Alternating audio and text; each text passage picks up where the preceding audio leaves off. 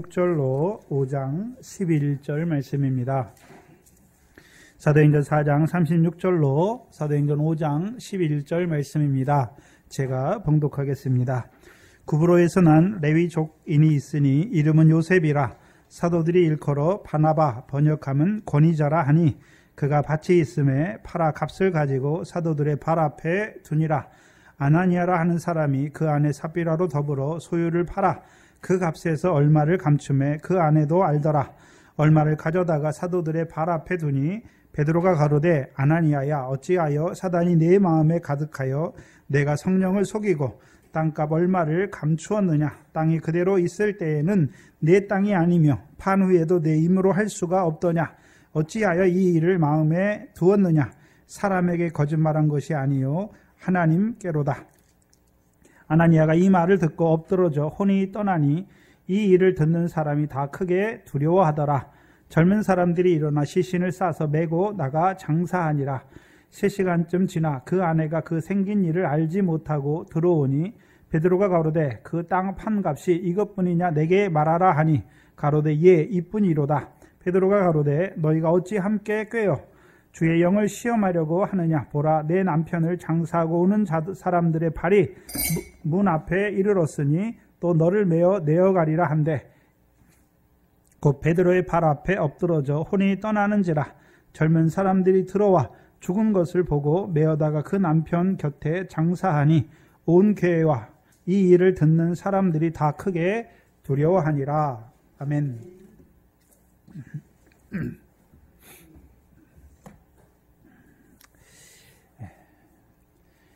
예수를 믿는다는 것은 하나님의 아들을 믿는 것과 아는 것이죠. 근데 그 믿음이 계속 그 자리에 머무는 것이 아니라 계속해서 믿음으로 믿음에 이르는 것을 우리에게 보여주시는 것이죠. 특별히 큰 은혜를 받은 자들, 그렇지요? 핍절한 자들을 위하여 밭과 집을 파는 자들, 그래서 그 핍절한 자들로 핍절하지 아니한 자로 세우는 자들이지요. 곧 그리스도의 몸을 세우는 자들에 대해서 우리에게 말씀해 주시는 것이죠. 사도행전 2장에서 재산과 소유를 파는 자들은 그렇죠? 자기의 보화를 하늘에 쌓는 자로 사는 삶을 말하는 것이고 곧 교회의 유익을 세우는 것이고, 지금 밭과 집을 파는 자들은 어떤 자들입니까? 자기의 무엇을 위해서 하늘에 쌓는 자를 말하는 것이 아니라 그리스도의 몸을 세우는 자들이죠. 그래서 하나님 나라의 백성이지만 여전히 어린아이와 같아요. 그리스도 안에 있지만 육체를 따라 살아가는, 그렇죠? 그래서 핍절한 자로 살아가요. 그래서 하나님 아버지를 알지 못하는 것이죠. 그래서 고아와 과부로 살아가는 것이죠. 그래서 하늘에 계신 아버지 하나님께서 갚으시는 상을 알지 못하는 자들로 살아가요. 그러니까 하나님 나라 백성이지만 여전히 세상 염려와 재리의 유혹 가운데 살아가는 것이죠. 곧 하나님 나라의 백성이라고 하면서 육체를 따라 행하는 자로 살아가는, 결실이 없는 자로 살아가는 그를, 그렇죠? 핍절한 그를 세워주는 것이죠. 그럼 핍절한 자들이 받을 때 저 사람이 준 것으로 받는 것입니까? 하나님께서 주시는 것으로 받는 것입니까? 그럼 하나님께서 주시는 것으로 받으면 이제 그의 삶이 시작돼요. 어떤 삶이 시작되는 것입니까? 하나님이 주신 것으로 살아가는 삶이 시작되는 것이죠.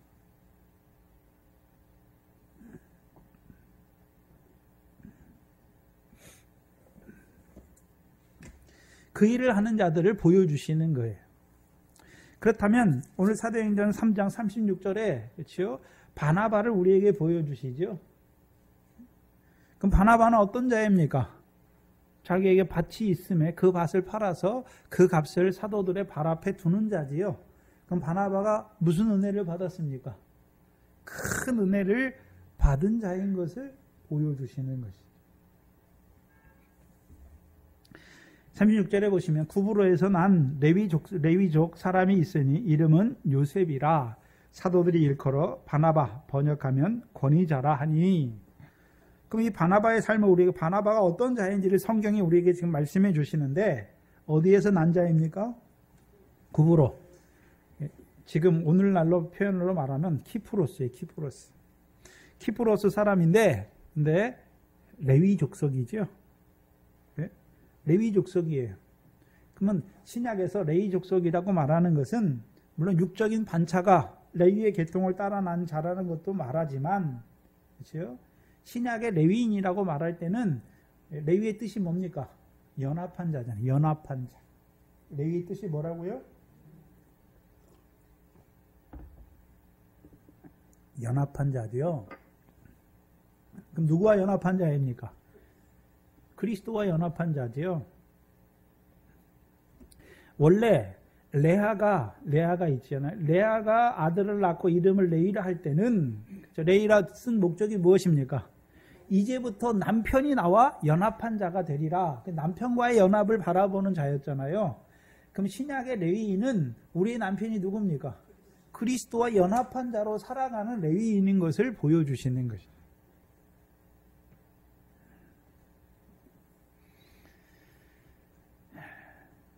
그럼 연합했다는 의미가 뭘까요? 에베소서 4장 13절에 그렇죠? 아들을 믿는 것과 아는 자가 되는 것이죠. 그렇죠? 그래서 온전한 사람이 되는 거예요. 우리로 하여금 계속해서 오늘도 말씀을 받게 하시는 이유가 무엇입니까? 하나님의 아들을 믿는 것과 아는 일에 하나가 되게 하는 거예요. 하나가 되게. 그 하나가 되게 하신 이유가 무엇입니까? 온전한 사람이 되게 하기 위해서. 자, 우리가 복음을 믿어서 성령을 따라난 것도 온전하지요. 그 전보다 온전해요. 그렇죠? 그러면 성령을 따라난 보다 더 온전한 믿음은 어떤 믿음입니까? 소유를 팔아 가난한 자를 줌으로 하늘의 보화를 쌓는 자가 온전하고, 그것보다 온전한 자는 어떤 자입니까? 큰 은혜를 받아서, 그렇죠? 집과 밭과 집을 팔아서 핍절한 자들을 세우는 자가 어떤 자입니까? 온전하지요. 그럼 그거보다 더 온전한 자는 어떤 자입니까? 이제 밭과 집만 팔 뿐이 아니라 아내와 부모와 자식도 모든 것을 다 버리는 자죠. 주를 위하여. 그게 더 온전한 자잖아요.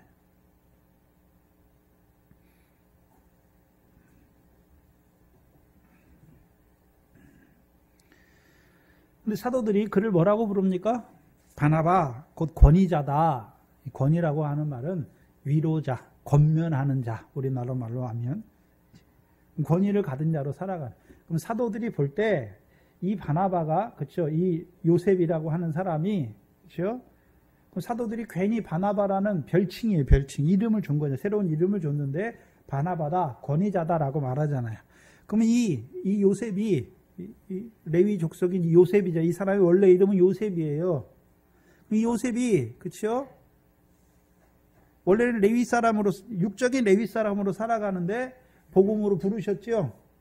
물세례 받았을 뿐만 아니라 죄사함 받았고 성령을 선물로 받았지요. 그리고 사도들의 가르침을 따랐어요. 받았고 이제 그 가르친 대로 사는데, 사도들이 보니까 이 사람이 뭐를 잘하는 사람입니까? 위로를 잘하는 자란 말이죠. 권면을 권위자로 살아가고 있는 그를 보고서 이름을 주는 거잖아요. 뭐라고요? 바나바라고 하는 것이죠. 그러면 이 요셉을 한번 생각해 봐야 되는데, 그렇죠? 이 사람이 원래 처음부터, 그렇죠? 처음부터 이런 사람이 아니잖아요. 처음에 어떤 자로 살았겠습니까? 오순절 성령이 임하기 전에 사도들을 통해서 하나님의 말씀을 주시기, 하나님이 하신 큰 일을 증거해 주기 전에는 육적 레위인으로 살아갔지요.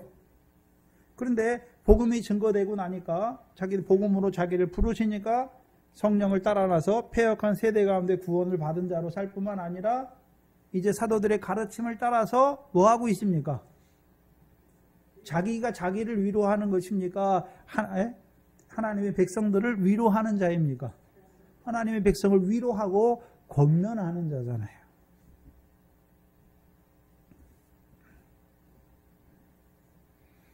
사도들이 그의 행실을 보고서, 그의 삶을 보고서 이 사람은 바나바다라고 하는 거예요. 권위자다라는 이름을 주는 것이죠.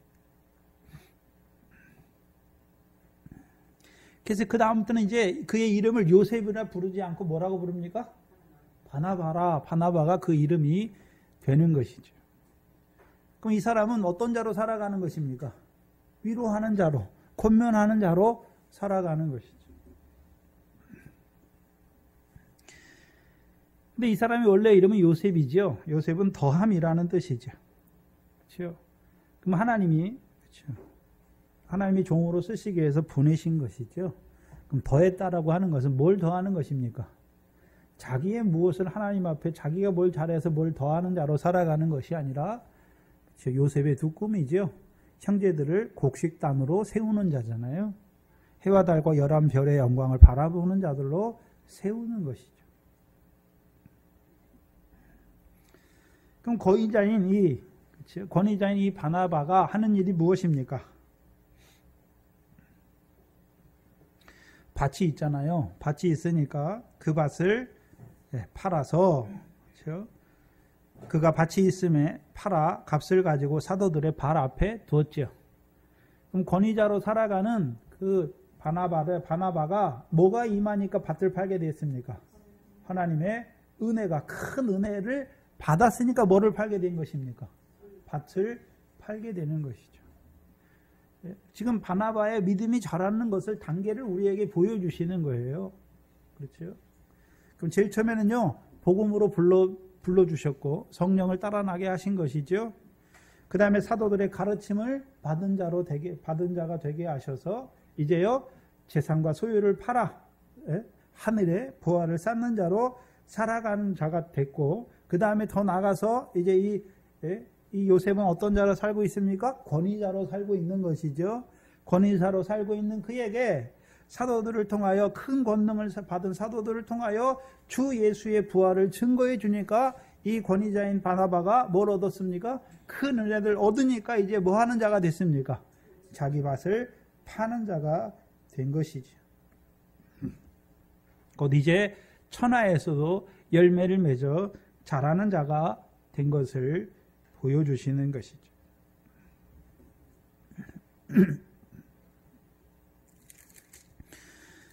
그리고 사도행전 13장을 한번 보시면,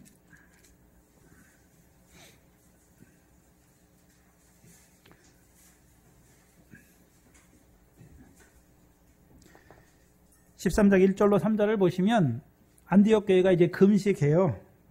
그렇죠?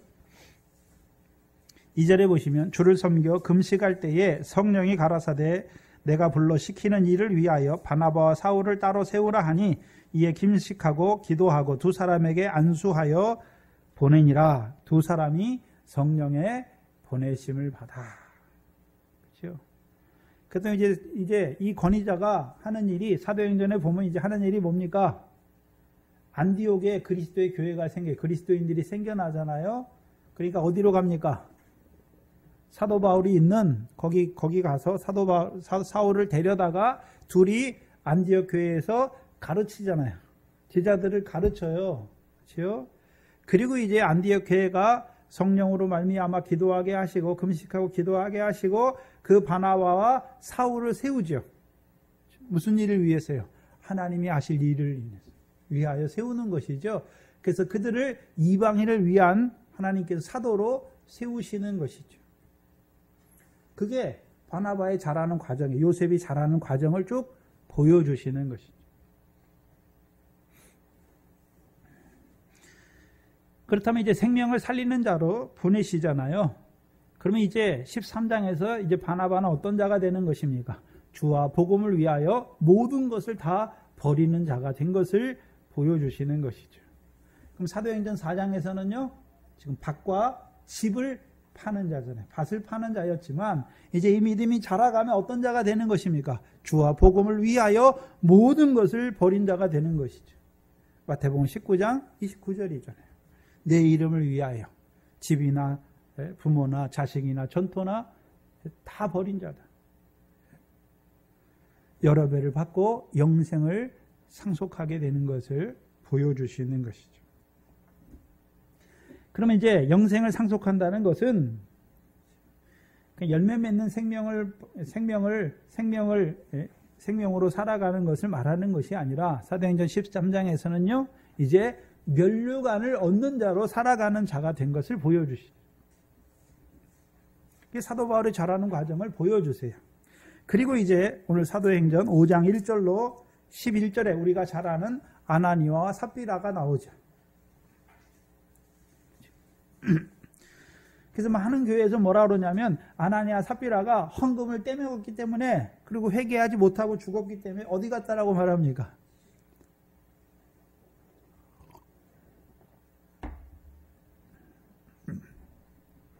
지옥 갔다라고 말하잖아요. 그럼 한번 생각해 보세요. 여러분도 헌금 드릴 때 인색한 마음이 있어서 조금 꼼치고 드린 적 있습니까? 없습니까? 있어요, 다. 저도 있어요. 근데 왜 안 죽었습니까? 그걸 말하는 게 아니에요. 3절에 보시면 베드로가 가로되 아나니아야 어찌하여 뭐가요? 내 마음에 어떻게 됐습니까? 가득하게 된 것을 보여주잖아요. 사단이 가득하게 된 자가 된 것을 보여주시죠. 그럼 아나니아가 교회에 있는데 사단이 가득하였으니까 누구의 일을 이루는 자가 되는 것입니까? 사단의 일을 이루는 자가 되니까 하나님이 데려가시는 거예요. 무슨 죽어서 지옥 간 헌금 빼먹어서 지옥 간 것을 말하는 게 아니란 말이에요.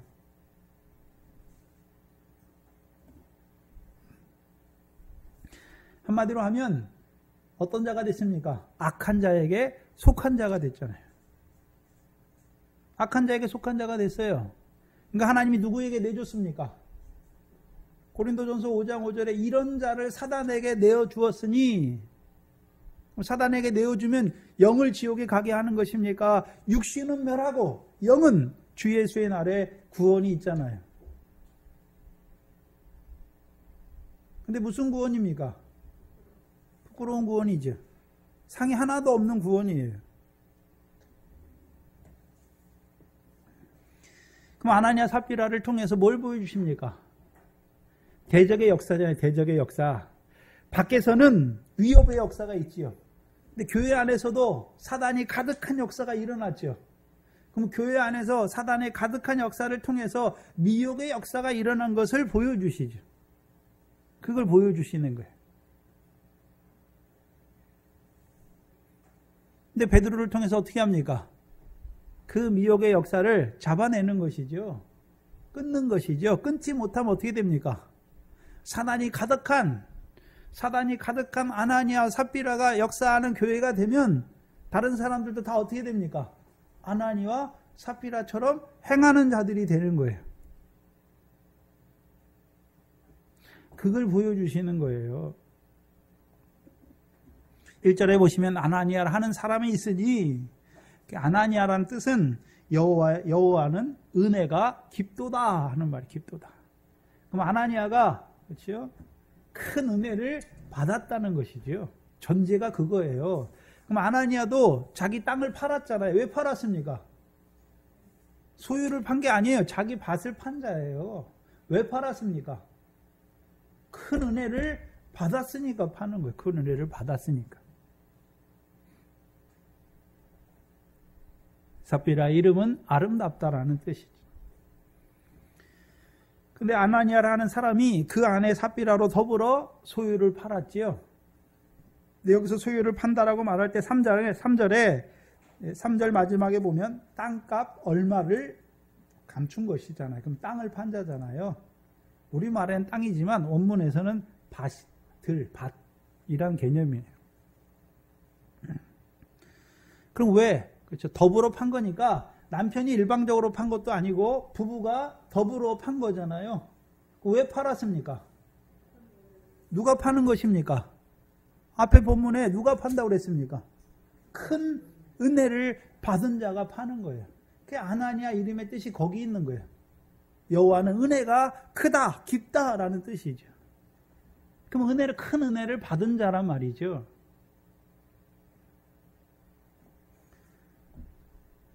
생각해 봐야죠. 왜 밭을 팔았겠습니까?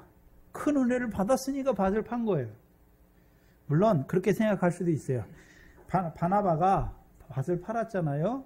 파는 거 보고 자기도 아무 생각도 없이 그냥 바나바처럼 되려고 자기도 밭을 팔았다. 그렇게 생각할 수도 있는데 본문 뒤에를 보면 그게 아니에요. 큰 은혜를 받았기 때문에 밭을 판 자인 것을 알 수가 있어요. 뭐를 통해서 알 수가 있냐면 3절과 5절에 보시면 내가 뭘 속였다라고 말합니까? 성령을 속였다라고 말하잖아요. 그리고 5절에서는요. 거짓말했는데 사람에게 거짓말한 것입니까? 하나님께 거짓말한 것입니까? 하나님께 거짓말하는 자죠.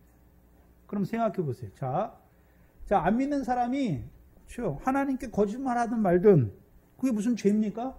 죄가 아니죠. 죄가 아니에요.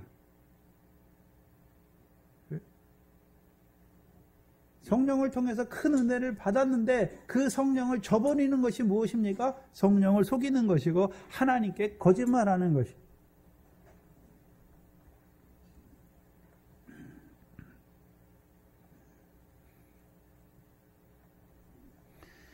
그래서 큰 은혜를 받아서 하나님의 자기 밭을 판 자예요. 근데 문제가 무엇입니까? 2절에 그 값에서 얼마를 뭐 했습니까? 감추었어요.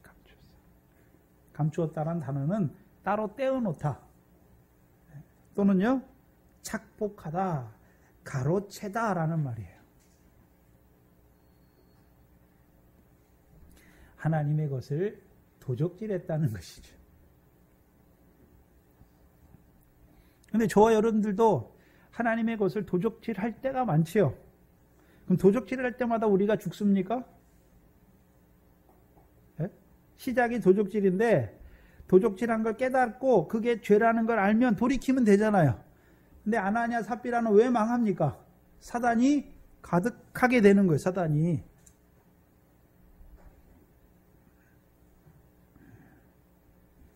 큰 은혜를 받아서 팔기는 했는데 그 값에서 얼마를 감추었죠. 왜 감추게 되었을까요? 왜 감추게 되었어요? 그 마음에 뭐가 들어왔습니까? 사단이 들어왔잖아요. 사단이 들어온 거예요. 그럼 사단이 들어왔다는 말은 그렇죠? 예수님께서 베드로에게 사단아 내 뒤로 물러가라. 너는 나를 넘어지게 하는 자로다. 뭐를 생각지 않고요? 하나님의 일을 생각지 아니하고 사람의 일을 생각하는 자로다. 그러면 아나니아 삽비라가 땅값을 팔았는데 왜 감추게 되었습니까? 사단의 생각이 들어온 거죠. 사단의 생각이 들어왔잖아요. 무슨 일을 생각하게 됐습니까? 하나님의 일이 아니라 사람의 일, 땅의 일을 생각하게 된 것이죠. 땅의 일을 생각한 것이죠.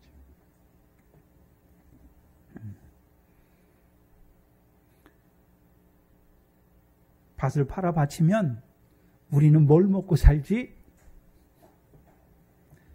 그 마음이 들어온 거예요. 재물에 대한 염려, 육신의 목숨에 대한 염려가 다시 그를 붙잡은 것이죠. 문제는 무엇입니까? 그럼 저와 여러분도 헌금할 때 염려가 안 생깁니까? 생겨요. 문제는 염려가 생길 때 우리도 헌금할 때 이런 마음이 있지요. 왜 생기나요? 네? 어디를 보기 때문에 생기는 것입니까? 육신을 보기 때문에, 육신의 생명을 앞세우기 때문에, 사람의 일을 생각하기 때문에 생기는 것이죠. 하나님이 큰 권능을 받은 사도들을 통해서 주 예수의 부활을 증거해 주어서 그렇죠? 우리로 하여금 큰 은혜를 받게 하신 그 하나님의 일을 생각해야 되는데 그렇죠? 오히려 뭘 생각하고 있습니까? 사람의 일, 땅의 일, 그 육신의 목숨을 앞세우는 자가 된 것을 보여주시는 것이죠. 그러면 그 염려가 생긴다고 다 감추는 것입니까? 아니죠.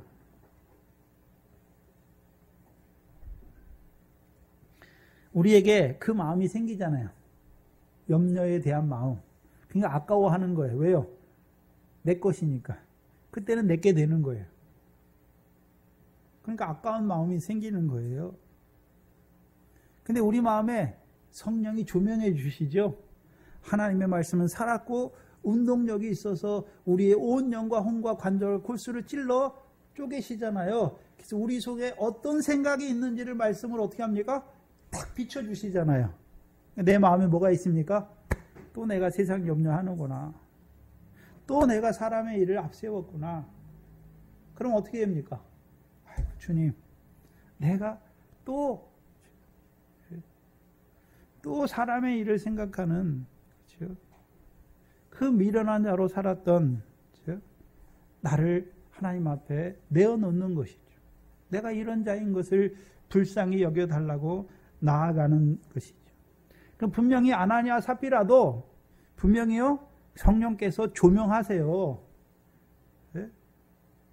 조명하시잖아요. 근데 문제는 뭡니까? 성령을 속이는 자가 되는 것이죠. 그런데도 감춰요.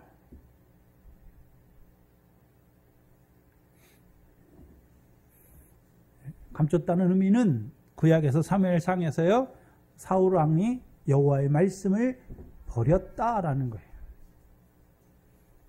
여호와의 말씀을 버렸다라고 하잖아요. 버릴 때 여호와의 말씀을 버렸다고 할 때는 그게 어떤 의미냐면 사단이 가득하게 되었다. 사무엘을 통해서 책망해 주잖아요. 근데도 돌이킵니까? 회개합니까? 회개하지 않습니까? 회개하지 않는 것이죠. 말씀을 저버린 자예요. 버린 자지요. 그래서 분별해야 돼요. 우리가 연약하고 부족해서 하나님의 말씀대로 살지 못할 때가 있는 것하고 알면서도 하나님의 말씀을 저버리는 자들을 구별하는 것이죠. 큰 은혜를 받았잖아요. 그렇죠? 근데 처음에는 성령을 거스려요. 근데 거스리는 자리에만 쓰는 것이 아니라 성령을 소멸하는 것이죠. 그러니까 성령이 떠나니까 여호와의 부리신 악신이 오니까 어떤 자가 되는 것입니까? 말씀을 저버리는 자가 되는 것이죠. 베드로후서 2장 20절 이해하잖아요. 예수 그리스도를 알므로 세상 더러운 것에서 피했다가 다시금 그 세상 더러운 것에 얽매이고 지는 자가 되는 것을 보여주시는 거예요. 근데 이 사람은, 이 아나니아는 어떤 은혜까지 받았습니까? 큰 은혜까지 받았으면서도 결국 다시 세상의 더러운 것에 얽매이고 지는 것을 보여주세요. 여러분 착각하지 마세요. 우리가 믿음이 있다고 착각하지 마세요. 믿음이 아무리 커도 다시 세상의 더러운 것에 얽매이고 지는 자들이 많은 것을 또한 보여주세요. 성경이.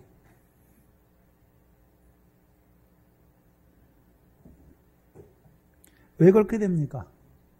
말씀에 깨어있지 못하기 때문에.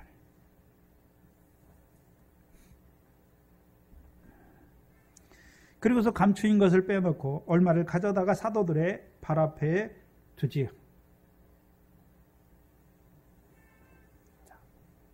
생각해 봐야 되는 것은 아예 그 값의 전부를 그냥 감춰도 되잖아요. 자기들끼리 써도 되는데 얼마는 감추고 얼마는 갖다가 사도들의 발 앞에 둔 것이죠. 그게 가득한 거예요, 사단이.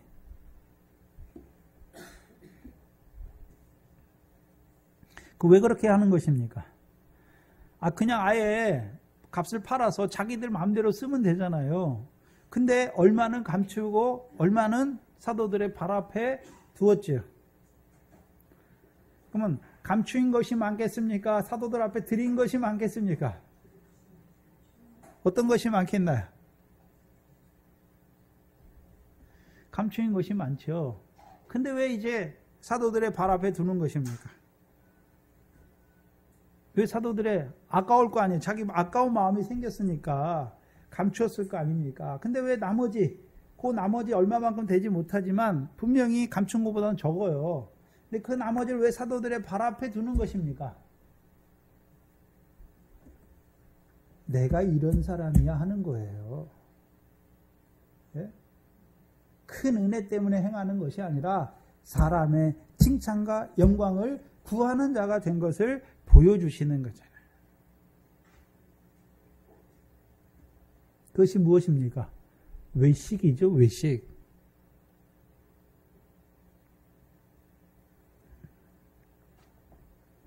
그게 사단이 가득하게 되는 거예요.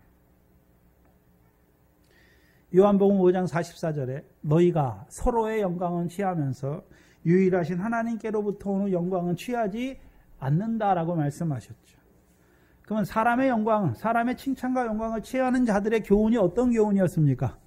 바리새인 서기관의 교훈이잖아요. 외식이잖아요. 외식. 그렇죠? 팔긴 팔았어요. 드리긴 드려요. 근데 뭐 때문에 드립니까? 사람의 칭찬과 영광을 얻기 위하여 드리는 자가 되는 것이죠. 그 다음에 성령으로 시작했는데 큰 은혜까지 받았는데 오히려 어떤 자가 되는 것입니까? 육체로 마치는 자가 되는 것입니다. 근데 베드로가 가로되, 그러면서 베드로 앞에 뒀죠. 베드로 사도들의 발 앞에 뒀으니까, 그렇죠? 베드로가 말하죠. 왜 베드로가 말할까요? 베드로도 원래 어떤 자였습니까? 예수님께서 사단아 책망했던 자잖아요. 내 뒤로 물러가라. 너는 나를 넘어지게 하는 자로다. 내가 하나님의 일을 생각지 아니하고 사람의 일을 생각하는도다. 책망을 받았던 자잖아요. 베드로가 사도가 된 다음에 뭘 밝히 알았을까요? 자기가 넘어지게 했던 자잖아요. 사단의 일과 사람의 일과 하나님의 일, 그거를 잘 분별했겠지요. 그럼 왜 베드로는 돌이 넘어지지 않았습니까? 베드로는 왜 아나니아처럼 되지 않습니까? 책망하시. 3번 부인할 때, 그렇죠? 3번이나 주를 부인할 때 주의 말씀처럼 닭이 우니까 3번 닭이 우니까 통곡하면서 자기를 통곡하지 하나님 앞에 통곡하는 자가 되지요. 성령이 충만한 지금 베드로인데 분명히 사도들의 발 앞에 둘은 아나니아의 겉모양만 봅니까? 아니잖아요. 뭘 살피고 있습니까? 중심을 보고 있잖아요. 중심을. 그렇죠? 드리는 것 똑같아요. 바나바가 사도들의 발 앞에 두는 것하고 아나니아가 팔아서 사도들의 발 앞에 두잖아요. 그러면 겉만 봤으면, 이 사도들이 겉만 봤으면 어떻게 했습니까? 아이고 잘한다. 근데 베드로가 뭘 보고 있습니까? 마음을 보고 있잖아요. 근데 그 마음에 뭐가 충만한 걸, 가득한 걸 보고 있습니까? 사단이 가득한 걸 보고 있단 말이죠.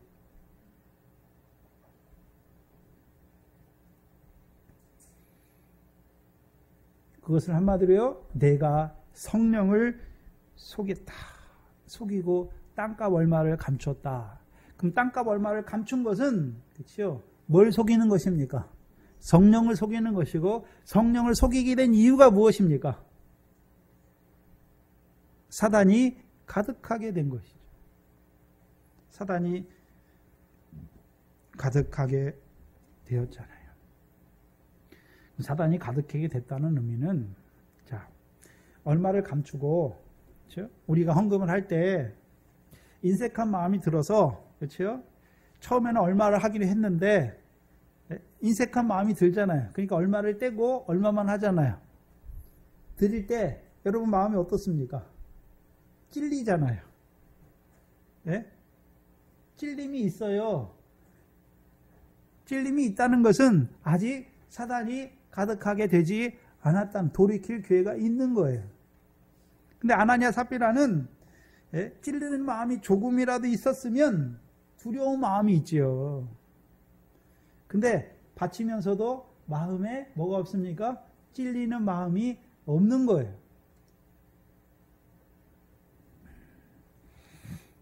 바리새인이 하나님 앞에 기도할 때 찔리는 게 있습니까? 자기 죄나 뭐 때문에 하나님 앞에 애통하는 마음이 있습니까? 없습니까? 없어요.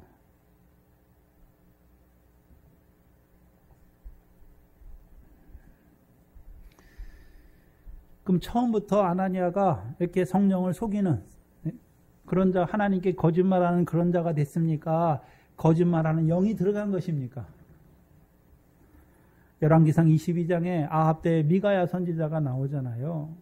그럼 처음부터 그 선지자들, 아합 앞에서 예언하는 선지자들이 처음부터 거짓말하는 선지자입니까? 처음에는 하나님의 선지자였는데, 그렇죠? 거짓말하는 영이 들어가니까 다 어떤 자가 됐습니까? 거짓 선지자가 되니까 자기가 하는 말이 거짓인지 알지 못하는 자가 된 것이죠.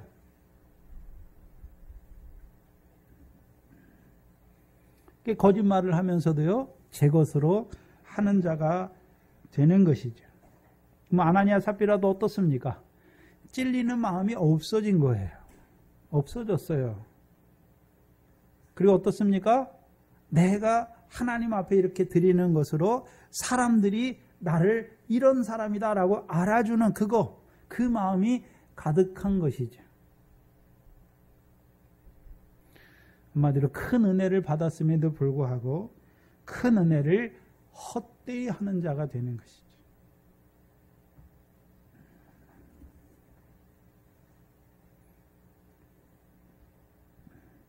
5절에 보시면 4절에 5장 4절에 보시면 땅이 그대로 있을 때에도 내 땅이 아니냐, 여기서 의문문이에요. 원래 내 땅이 아니며 땅이 내 것이 아니라는 것이 아니라 땅이 네가 팔기 전에도 땅은 네 거다라고 말하는 거예요. 네 것이 아니었느냐라고 말하는 것이에요.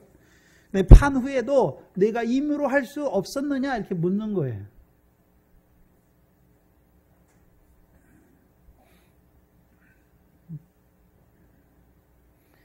그렇다면 큰 은혜를 받은 자잖아요. 그러면 땅을 팔기 전에도 누구 땅입니까? 하나님의 땅이 아니에요. 자기 밭이잖아요. 자기 밭인데 큰 은혜를 받으니까 뭐 하게 됐습니까? 소유를 팔게 된 것이죠. 그렇잖아요. 원래는 자기 밭을 소유를 팔기 전에는 밭을 팔기 전에 누구 밭으로 갖고 있었습니까? 자기의 밭으로 갖고 있었어요. 불의한 재물로 가지고 있었단 말이죠. 근데 큰 은혜를 받으니까 그 밭을 팔아서 핍절한 자를 주는 것이죠. 그리스도의 몸된 교회를 세우는 것이죠. 그게 참으로 하나님의 은혜를 깨달은 거예요.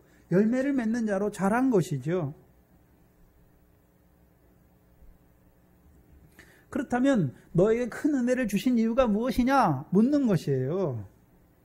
원래는 네 것으로 가지고 있던 그 밭을 팔게 하셔서, 그렇죠? 주를 위하여 팔게 하셔서 영생을 상속하는 자로 세우기 위해서 팔게 하신 것이 아니냐라는 말이죠.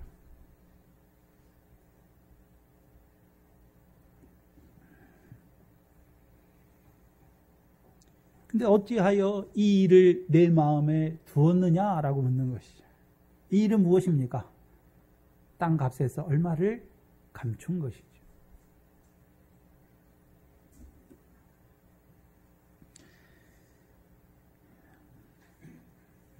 이것과 연결된 구약의 사건이 있어요. 아간의 사건이죠. 아간의 사건. 그렇죠? 여리고를 점령하고서, 그렇죠? 여리고에 있는 모든 것은 다 어떻게 합니까? 다 하나님께 태워 드려야 돼요. 자기들 게 아니에요. 다른 성의 것은 하나님이 쌓으면 일부만 하나님께 바치게 하고 나머지는 하나님의 백성에게 줬어요. 근데 여리고 성 거만 어떻게 합니까? 회멸하게 하셨어요. 다 하나님 앞에 태워 드리게 하셨어요. 하나도 이스라엘 백성에게 주지 않아요. 근데 그 중에 몇 개를 좋은 것을 누가 감춥니까? 유다 자손 중에 아간이 그것을 감추잖아요. 그것 때문에 이스라엘 백성이 어디에 패합니까? 아이 성과의 전투에서 패해요. 그래서 하나님이 그를 잡아내게 하시죠. 여호수아서 7장입니다.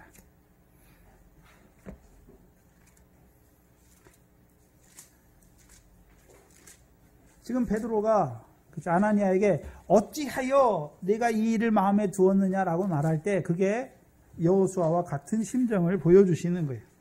여호수아서 7장을 보시면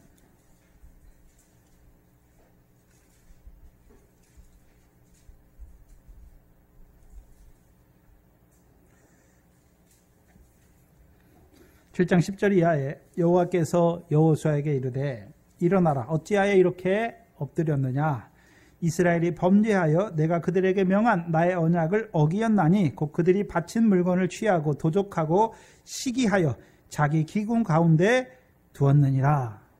생각해 봐야 되는데 잘 생각하셔야 돼요. 아간이 혼자 했는데 하나님은 뭘로 보십니까? 아간 혼자의 일로 보십니까? 그들의 일로 보고 있습니까? 개인이라고 11절에 이스라엘이 범죄하여 내가 그들에게 명한 나의 언약을 어기었나니 곧 아간이라고 말합니까? 그들이라고 말합니까? 그들이 바친 물건을 취하고 도적하고 시기하여 사기하여 자기 기구 가운데 두었느니라. 그러므로 이스라엘 자손이 자기 대적을 능히 당치 못하고 그 앞에서 돌아섰나니 이는 자기도 바친 것이 됨이라. 그럼 자기도 어떤 자인데요? 하나님께 바친 자가 된 자인데, 그렇죠? 하나님의 것을 도적질한 자지요. 바친 그것을 너희 중에 멸하지 아니하면 내가 다시는 너희와 함께 있지 아니하리라. 15절에 바친 물건을 가진 자로 뽑힌 자를 불사르되 그와 그 모든 소유를 그리하라. 이는 여호와의 언약을 어기고 이스라엘 가운데서 망령된 일을 행하였음이라 하셨다 하니라. 그럼 아간의 일이 아간 혼자에게 국한된 것입니까? 그것을 통해서 이스라엘을 넘어지게 하는 것입니까? 이스라엘을 넘어지게 하는 것이죠.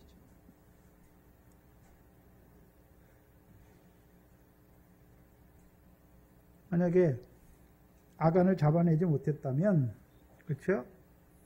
이스라엘 백성이 아간처럼 하게 되는 거죠. 아간처럼 한다는 것이 무엇입니까? 하나님의 것을 도적질하는 것이죠.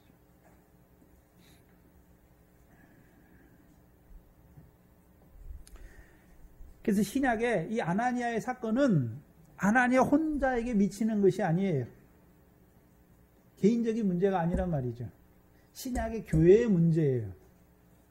사단이 가득했잖아요. 근데 아나니아는 그냥 일반 평신도입니까? 큰 은혜를 받은 자입니까? 큰 은혜를 받은 자로 핍절한 자들, 그리스도의 몸된 교회를 세우는 자인데 그 일을 해야 되는데 오히려 어떤 자가 되는 것입니까? 미혹하는 자가 되는 거예요. 이 아나니아를 잡아내지 못하면, 사단의 역사를 잡아내지 못하면 이스라엘 그 예루살렘 초대교회가 다 누구처럼 하게 되는 것입니까? 아나니아처럼 해도 괜찮다라고 하는 거예요. 아나니아처럼 하게 되는 것이. 다른 말로 하면요, 큰 은혜 받아서, 큰 은혜는 받았어요. 팔기는 팔아요. 근데 다들 어떻게 하는 자가 됩니까? 사람의 칭찬과 영광을 위하여 외식하는 그 바리새인의 교훈이 그 교회에, 바리새인의 누룩이 온 덩이에 퍼지는 그 결과를 가져오게 되는 것이죠. 그걸 누가 보고 있습니까? 베드로가 보는 것이죠. 베드로가 보고 있어요. 그럼 베드로는 육신의 일을 보는 자입니까? 신령한 일을 분별하는 것입니까? 교회에 일어난 신령한 일을 분별하는 자잖아요. 사단이 가득하게 된 것을 보여주세요.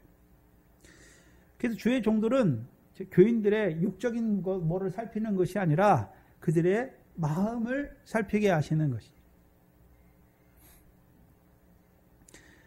그래서 제가 있으면 이모저모로 해서 누가 어떻고 저떻고 얘기를 다 하세요. 저한테 들려와요. 근데 제가 그걸 가지고 그 사람한테 당신 왜 이러냐 이렇게 말 안 해요. 저는 말 안 해요.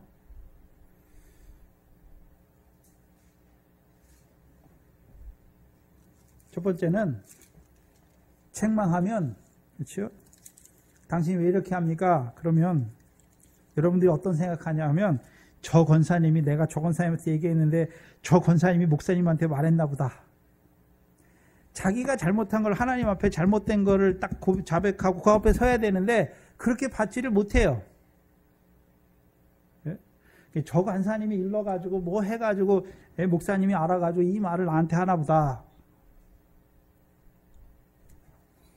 첫 번째, 목사라는 사람 앞에 행하기 때문에 제가 말을 잘 안 하는 거예요. 말을 안 하지만 기도는 하지요. 자라났으면 제가 딱 세워놓고 책망을 하죠. 받을만 하면. 근데 책망을 듣기 좋아하는 우리 권사님들도 책망 듣기 좋습니까? 책망하면 먼저 서운한 마음이 먼저 들 거죠. 목사님은 나만 갖고 그러냐. 저 권사님도 저러고 이 권사님도 이런데 왜 나만 갖고 그러냐. 근데 책망이 훈계가 그렇죠? 생명을 살리는 길인데 그걸 싫어해요. 근데 제가 책망 안 하는 게 아니에요. 한참 지나서 말씀을 가지고 그에 대한 말씀이 나오면 그 말씀을 가지고 딱 드러내줘요. 근데 문제는 그렇죠? 그 잘못한 사람은 그 말씀을 못 듣고 다른 사람들만 듣는다는데 문제가 있죠. 제가 그것이 마음 아파요. 그래서 제가 이제 하면서 그때그때 들을 때마다 바로 책망하는 것이 아니라 한참 한 달이나 두 달이나 많게는 뭐 6개월이 지나고 나서라도 하나님의 말씀이 그 부분에 본문의 말씀이 나오면 그거 가지고 책망을 해요. 근데 문제는 그 책망을 받아야 될 사람은 남한테 하나보다 이렇게 생각하는 것에 문제가 있는 것이죠. 왜요? 자기는 아직도 그게 옳은 줄 아는 거예요. 그게 잘못됐다는 것을, 그게 하나님 앞에 자기의 연약함인 것을, 자기의 죄와 허물인 것을 알지 못하기 때문에 그런 것이죠. 그러니까 계속해서 그렇게 하는 거예요. 뭐가 은혜입니까? 자기의 죄와 허물을 깨닫는 게 은혜예요.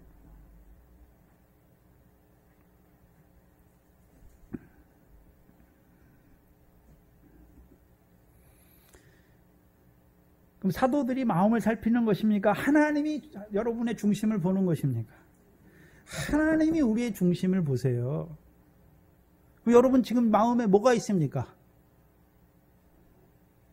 물론 사단이 가득하지는 않지만 원망, 염려, 근심, 걱정, 불평, 사람의 일을 생각하는 거예요. 사람의 일을. 더러운 거, 썩어지는 거, 미움, 섭섭함, 시기의 마음, 위로부터 온 겁니까? 세상적이요 마귀적인 것입니까? 하나님의 말씀은 우리의 마음을 비춘단 말이에요. 근데 그 말씀을 통해서 나를 비춰주는데 나는 안 그런 척 하는 거예요. 이게 아나니아 삽비라예요. 그걸 깨닫지 못하는 거예요. 왜요? 말씀을 버렸기 때문에. 근데 저와 여러분도 아나니아 삽비라처럼 사단의 생각이 들어올 때가 있어요. 근데 그때에 하나님 말씀 들을 때 마음이 찔린다는 것이죠. 그러니까 찔리니까 뭐 합니까? 하나님 앞에 내 마음을 내놓고 여러분이 무슨 세상 죄를 졌습니까? 윤리적으로 도덕적으로 뭘 잘못했습니까? 근데 맨날 나와서 이 목사를 통해서 우리가 하나님 앞에 죄인이라고 말할 때 내 속에 있는 거, 더러운 거, 썩어지는 거, 쇠하해지는 거, 악한 생각, 살인의 마음, 간음의 마음, 이런 것들을 말씀을 통해서 보여주니까 주여 내가 그런 자입니다 고백하는 것이죠.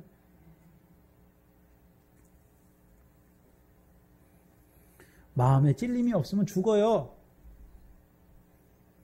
의식 가운데 죽어요. 자기는 의로운 줄 아는 가운데 죽는 거예요. 우로 치우쳐 죽는 거예요. 우로 치우쳐. 지금 아나니아 삽비라는 더러운 가운데 죽는 것이 아니라 자기의 의로운 가운데 죽는 거예요. 사람으로 사람에게 오는 칭찬과 영광을 구하는 그 마음 때문에 죽는 거예요. 그게 가득한 거예요. 제일 처음에 은혜 받아서 소유를 팔았어요. 근데 문제는 사단의 마음이 들어오니까 사람의 일을 생각하게 되고 얼마를 감추게 되고 이제 감춘 것에서 남은 얼마를 하나님 앞에 사도들의 발 앞에 놓을 때 하나님의 일을 이루기 위해서 노는 것이 아니라요 바리새인의 교훈 의식을 이루기 위해서 놓는 자가 되는 것이죠. 그러니까 그걸 골라내지 못하면 그 아나니아와 삽비라의 그 행동이 다른 사람들에게 뭐가 되는 것입니까? 미혹이 되는 거예요. 그 미혹자로 서게 되는 거예요.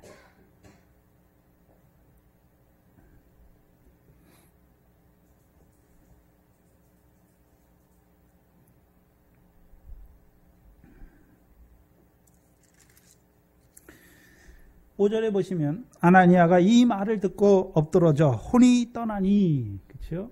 그럼 생각해 보세요. 죽었는데 예수님은 죽을 때 혼이 떠났습니까? 영혼이 돌아가셨습니까? 영혼이 돌아갔죠. 근데 아나니아는 이미 영은 죽었어요. 언제 죽었습니까? 이 일을 마음에 둘 때 영이 죽었어요. 이 일을 마음에 둘 때 영이 죽었단 말이죠. 그리고 이제 뭐가 떠나는 것입니까? 혼이 떠나는 거예요. 장사되잖아요, 장사. 여기 보니까 젊은 사람들이 시신을 싸서 메고 나가서 장사하죠. 그럼 우리가 장사된 자는 누가복음 16장 22절에 거지 나사로라 이름하는 자가 죽으니까 천사들에게 받들려 아브라함 품에 들어갔고, 그렇죠? 부자도 죽어 장사된 것이죠. 그럼 부자가 육신으로 살았을 때 영은 죽었잖아요. 육신과 마음이 원하는 대로만 살았잖아요. 연락이죠, 그게. 그럼 이 아나니아 삽비라는 뭐를 위해 살고 있습니까?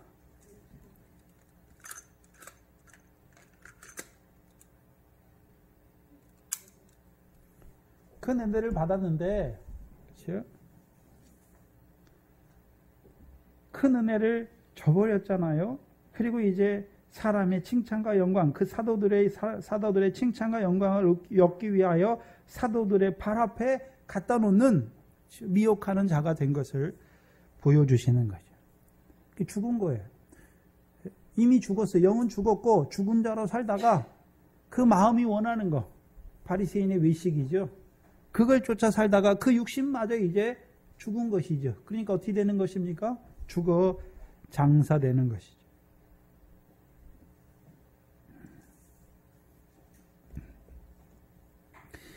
9절에 보시면 이제 삽비라도 나오는데 9절에 베드로가 가로되 너희가 어찌하여 함께, 여기 꾀하여는 동의하여, 함께 동의하고 결정해서 주의 영을 시험하려 하느냐. 이들은 어떤 자였습니까? 주의 성령을 시험하는 자지요. 그 시험한다는 것은 교회의 성령을 시험하는 것이 아니라 자기들에게 있는 성령을 이제 뭐 하는 자가 됐습니까? 시험하는 자가 된 것이죠. 이게 무슨 소리냐면 남편과 더불어 주님의 성령을 시험하기로 작정한 거예요. 이 사람들이. 작정한 거예요.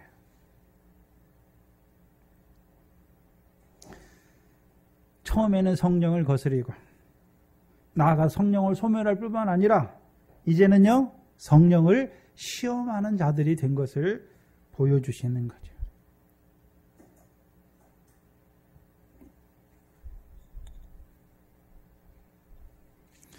만약에 둘 중에 하나라도, 그렇죠?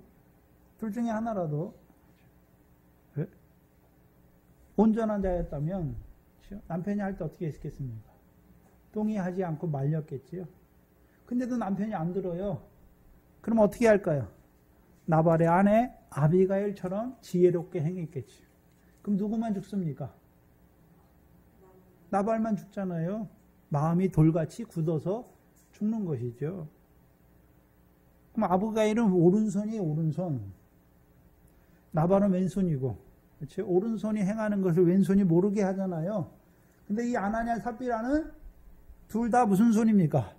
왼손이 됐어요. 왼손이. 그냥 왼손이 아니에요. 성령을 시험하는 왼손이 된 자들인 것을 보여주시는 것이죠. 그럼 이들이 장사됐는데, 그렇죠? 장사됐잖아요.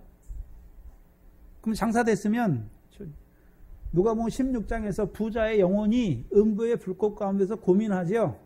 그럼 이들의 영혼은 어디 가운데서 고민할까요? 음부가 아니라 사망의 불꽃 가운데 고민하는 자로, 그 고민을 받는 자가 되는 거예요.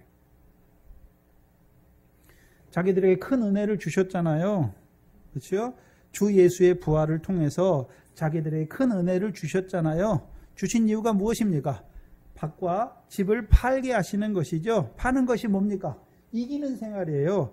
예수 그리스도로 말미암아 이기는 자로 살게 하시는 것이죠. 그렇죠? 근데 어떤 자가 됐습니까? 지는 자가 될 뿐만 아니라 이제요 지는 자에서 나아가서 미혹하는 자로 역사하는 자가 된 것이죠. 이들의 영혼이 사망의 불꽃 가운데 고민하는 자가 되는 거예요. 그러면 자 계시록 우리가 20장 11절에 보면 그렇죠? 마지막 심판대에 바다가 그 가운데 죽은 자를 내어주죠. 사망이 그 가운데 죽은 자를 내어주고 음부가 그 가운데 죽은 자를 내어주죠. 그러면 사망 가운데 죽은 자는 어떤 자들입니까? 마음으로 하나님의 법을 알아요. 큰 은혜를 받았잖아요. 그렇죠? 근데 육신으로는 죄의 법을 섬기잖아요. 근데 그 가운데서 망하지 않는 이유가 무엇입니까? 공고한, 내가 사망의 몸에 있는 공고한 나를 그렇죠? 불쌍히 여겨달라고 하나님 앞에 부르짖는 것이죠. 그러니까 생명의 성령의 법으로 죄와 사망을 외워서 이기게 하시는 것이죠. 그럼 이들은 은혜를 주셨잖아요. 그래서 자기를 위해서 뭘 하는 것이 아니라 주를 위해서 밭과 집을 파는 자가 되게 하셔서 그리스도의 몸을 세우는 자, 그렇죠? 열매를 맺는 자로 세워주셨는데도 불구하고 오히려 어떤 자가 됩니까? 열매 없는 몸 가운데 죽은 자가 된 것을 보여주시는 것이죠.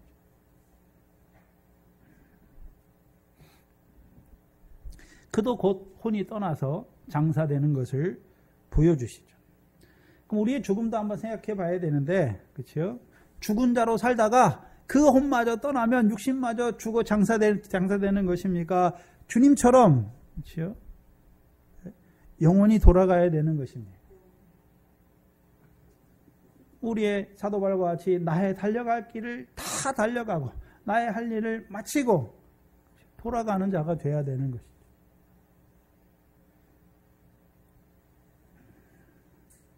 11절에 보시면 온 교회와 이 일을 듣는 사람들이 다 크게 뭐합니까? 두려워하죠.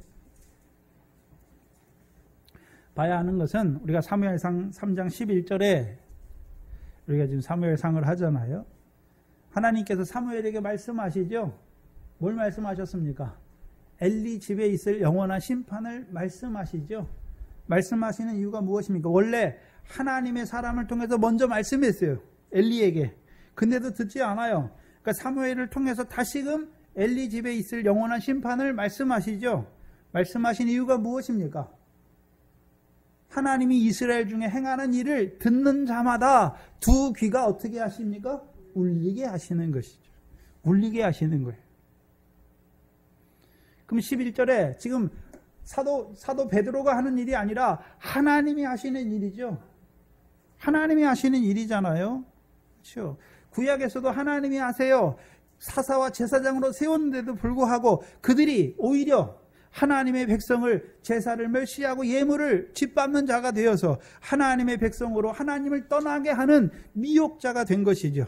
그래서 이스라엘 백성이 살아가는 그 땅에 말씀이 희귀하고 이상을 보지 못하는 하나님의 백성들로 세우는 자들이 되니까 하나님께서 그들을 어떻게 하십니까? 심판하시죠. 그러면 사도행전 5장에 나오는 그 아나니아 삽비라의 사건은 누가 하시는 일입니까? 하나님이 하시는 일이죠. 그래서 교회가 누가 하는 일로 듣습니까? 하나님이 하시는 일로 듣고 누구를 두려워하는 것입니까? 베드로를 두려워하는 게 아니에요. 하나님을 두려워하는 거예요. 하나님이 큰 은혜를 주셨음에도 불구하고 그 큰 은혜를 저버릴 뿐만 아니라 오히려 성령을 대적하는, 성령을 속이는, 하나님께 거짓말하는 자로 살아가는 그 역사가 무엇인지를 드러내 주시는 거죠. 그 심판의 의미를 드러내 주세요. 그래서 그들로 하여금 나머지 교회와 이 일을 듣는 자들의 귀가 울리게 하시는 것이죠. 경계하시는 것이죠.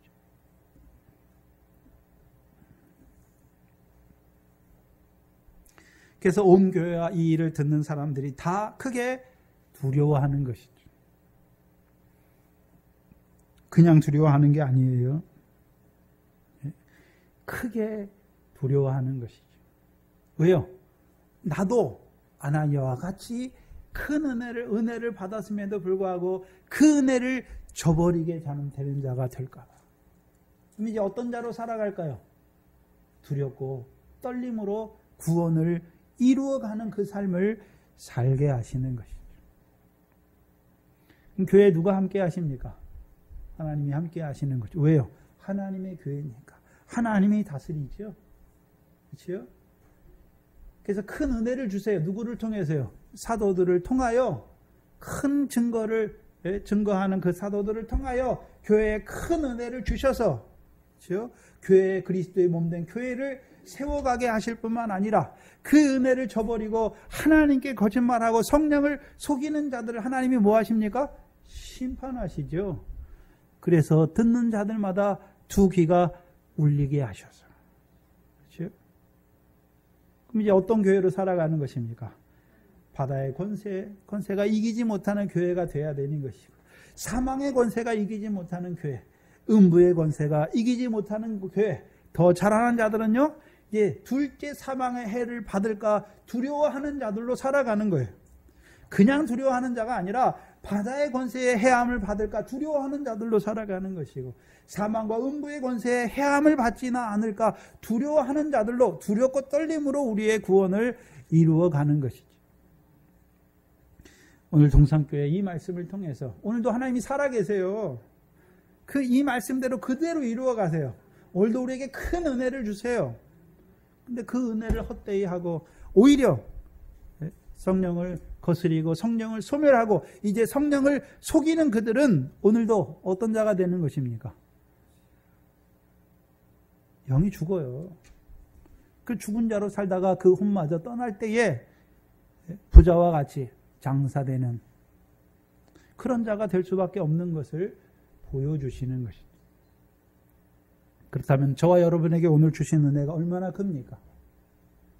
그 은혜를 받았는데도 그 은혜에 합당한 자로 살아가지 못하는 우리를 바라보면서 우리를 불쌍히 여겨주시기를, 또한 큰 은혜를 받은 우리가 큰 은혜에 합당한 자로 살아갈 수 있기를 기도하시기 바랍니다. 기도하겠습니다. 하나님 아버지 감사합니다. 오늘도 말씀을 통하여 우리에게 주신 큰 은혜를 다시 한번 생각하게 하시고 우리가 어떠한 은혜를 받았는지 다시금 일깨워 주시는 아버지 하나님 감사합니다. 미련한 저희들 그 은혜를 받았으면서도 하나님의 일이 아니라 사람의 일을 생각할 때가 많고 땅의 일을 생각할 때가 많아서 그 은혜를 헛되이 하며 저버릴 때가 많은 미련한 저희들, 이 시간도 말씀을 통하여 우리의 마음을 조명하여 주시고 다시금 그 죽은 자로 살아가는 우리의 잠든 부분을 일깨워 주셔서 다시금 이제 그 은혜를 헛되이 하지 않는 자로, 그 은혜를 온전히 감당하는 자로 우리를 살리시는 그 은혜를 감사합니다. 이 교회에 주신 말씀으로 말미암아 오늘도 이 교회가 그 바다의 권세와 사망의 권세와 음부의 권세와 이제 나아가 둘째 사망의 권세를 이기는 자로, 그 두렵고 떨림으로 우리의 삶을 살아가는 그 구원을 이루어가는 저희들이 되게 하여 주시옵소서. 감사하며 예수님의 이름으로 기도하옵나이다. 아멘. 찬송가 오전에 우리가 다 못했는데 356장입니다.